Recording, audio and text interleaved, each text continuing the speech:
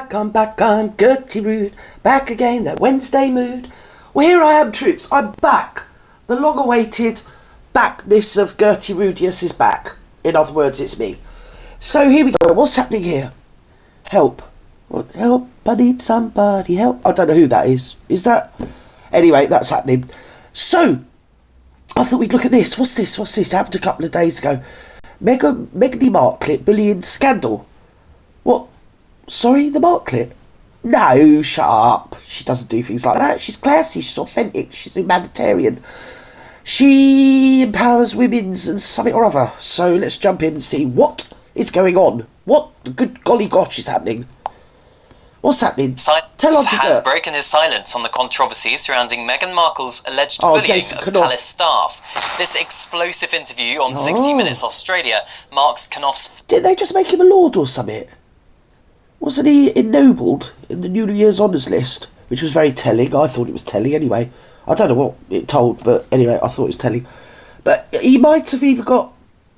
He can't have got a sir, because they would have said sir or lord, wouldn't they? Maybe he got something else like a CBE or an OBE or something. I don't know. It's amazing, isn't it? He doesn't look like I expected. Do you remember the debacle back in... the Markle debacle? With the letter, oh my god, when was that? It was prehistory, wasn't it? I think Tutankhamun's mum had just given birth.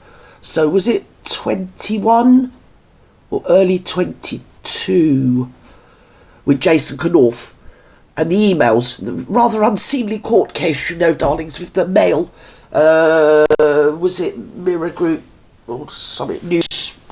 News people, wasn't it? What's his name? You know who I'm on about, that one. So, yeah, no, Daily Mail is Lord Rothermere, isn't it? Anyway, he was there, and the Marklet was saying, oh, no, he did, or was it Barry? Because obviously she gets Barry to do her dirty work, doesn't she? Because she's like a narcissist or something like that, isn't she? I don't know. I mean, far be it from me to diagnose her, darlings, but she doesn't seem, you know, like she's ticking all the boxes. And, well, she's ticking boxes, but the wrong ones. So she got Barry, as what I recall, to send emails at some ungodly hour to Jason Knauf, says something about we need to be able to distance ourselves and plausible deniability, so we don't actually talk to Scobie, we get someone else to do it, in other words, him, Knauf. Something along those lines. So that was a state of play, and apparently he used to work for both the princes. Then he worked for, when William got married to Catherine, them and Harry. And then when the Marklet trawled up, I think she got washed up somewhere, I don't know where, and he found her, and the rest is history. And she started working for the Sussexes as well, which didn't go too well. Do you get me? Didn't go too well.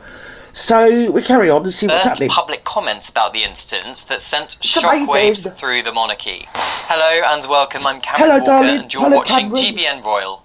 Now, Jason, who served as Communications Secretary for the Prince and Princess of Wales and the Duke and Duchess of Sussex, has finally addressed the intense scrutiny he faced after an internal email he wrote about Meghan was revealed in court documents. That was it.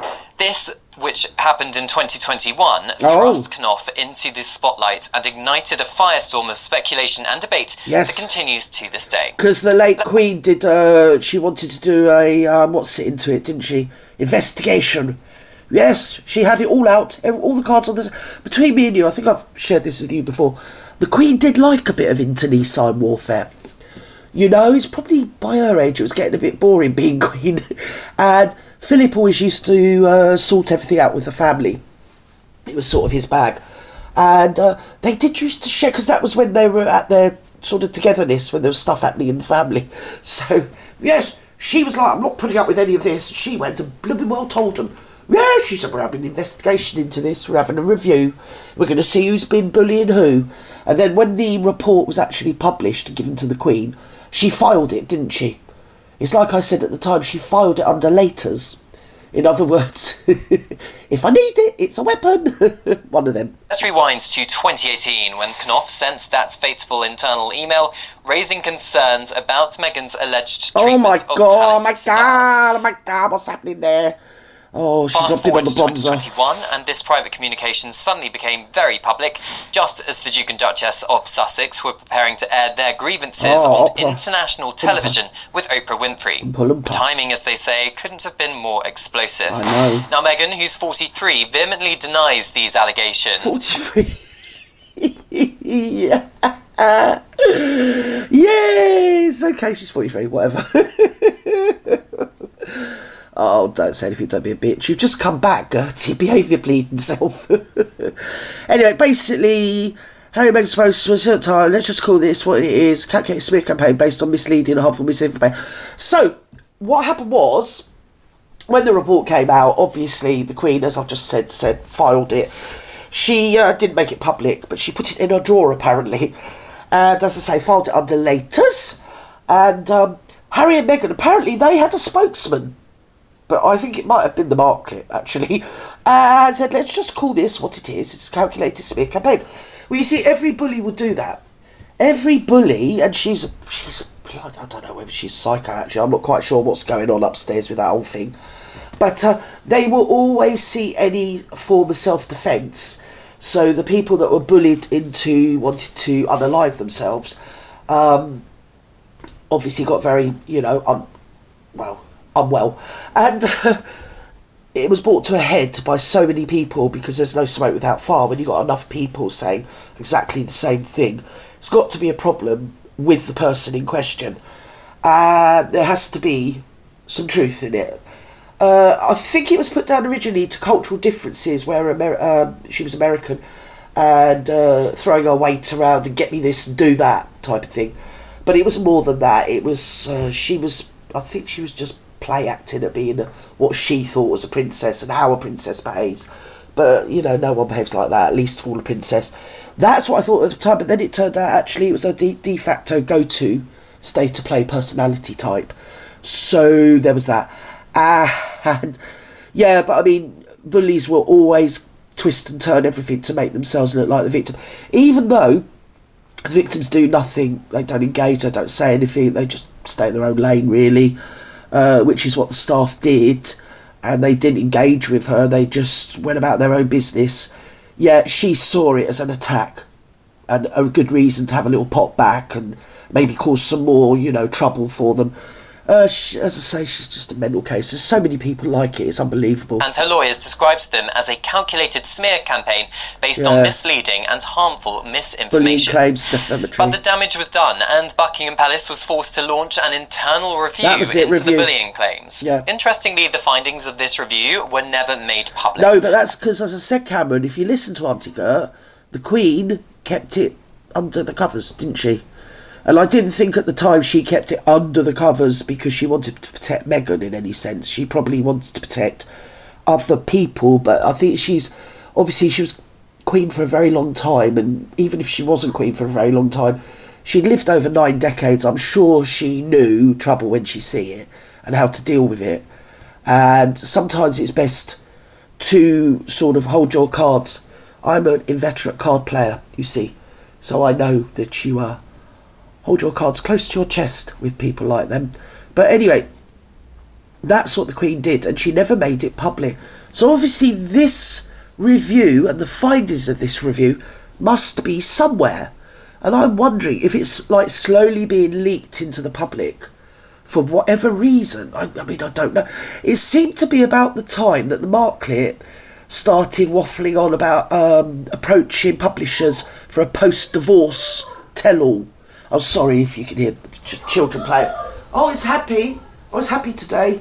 Gaming's such good fun, isn't it? So anyway, so that might have been what was happening here. So we'll carry on. Leaving many to wonder what truths may lie behind palace walls. Oh. Now, Knauf has chosen to speak out, and his words are nothing short of riveting. When asked about the media attention on him, Knauf maintained a, let's say, philosophical outlook. Well, he told 60 Minutes Australia, I think... I'm not being funny, they don't call him courtiers for no reason, Cameron. He's, he's very diplomatic.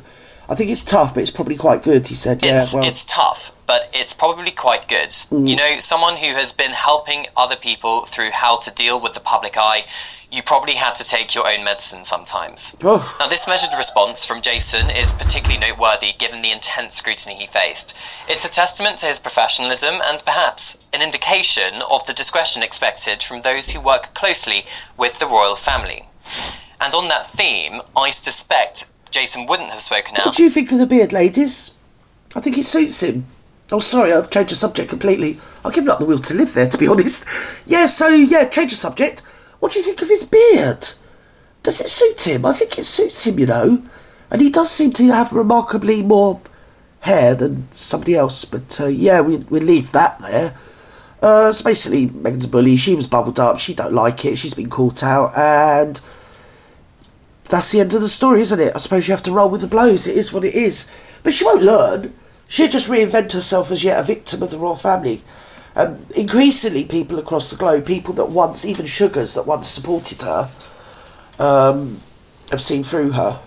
I mean, as you all know, I didn't support her, but I did not support her. I was, neutral. From the point of view, I wasn't really on social media at the time, so I watched the wedding on the television. Do you remember those square boxes you used to have the corner of your sitting room or lounge? Yeah, I used to have one of them at the time. So I wasn't really engaged in all this, and I thought it was lovely because I've explained a number of times to you before, and at pains of repeating myself, it was a day off work and it was a festive occasion, and you usually get a bank holiday to go with it, and the weather was glorious. It was just nice. It was just something nice. And I didn't know all of this. I must admit I did wonder where the baby was, because my estimations from the declaration of her impending, spermatozoa happenings and goings on, gestations, and about a year went by before the baby was produced, so I do remember that. And I actually started out by sort of reading on YouTube, on social media, because I got my first tablet, darling, which as one does, and I remember reading these things and thinking, how can people be so mean? The poor woman, I mean, she's preggy up the duffy. And then I started looking into it, and I thought, oh my God, Gert, you've made yourself look like a right proper bleeding melon. Anyway, not for the first time, some people might say. So I'm bored. Shall we leave it with the lovely picture there of William? Look at him. Without Prince William's express permission. Anyway. But the drama didn't end there. We're going to leave it there. I've had enough drama from you, Cameron. Honestly, I've got a weak bladder these days. So, wherever you are in the world, good afternoon, good evening, good morning, good night. Have a wonderful, whatever it is you're doing. Do you know in Sussex today we've got a light in the sky? I don't know whether it's aliens. I mean, don't tell people, but yes, a strange glow. I don't know what it's about. We had a glow last August as well, And usually it's just dark and dismal and dreary and damp, if not absolutely peeing down with rain and howling with wind. But today we've got a glow. And it's somewhat warm, I went out without a jacket on. I didn't care. I just pushed the boat out. I thought, go on, Gert, get yourself out there, get your skins out there. Anyway, wherever you are, bye-bye, let's do this. Shall we do this? Because this is good fun. This is really good fun. I like this bit. Anyway, I love you and leave you. Bye-bye now.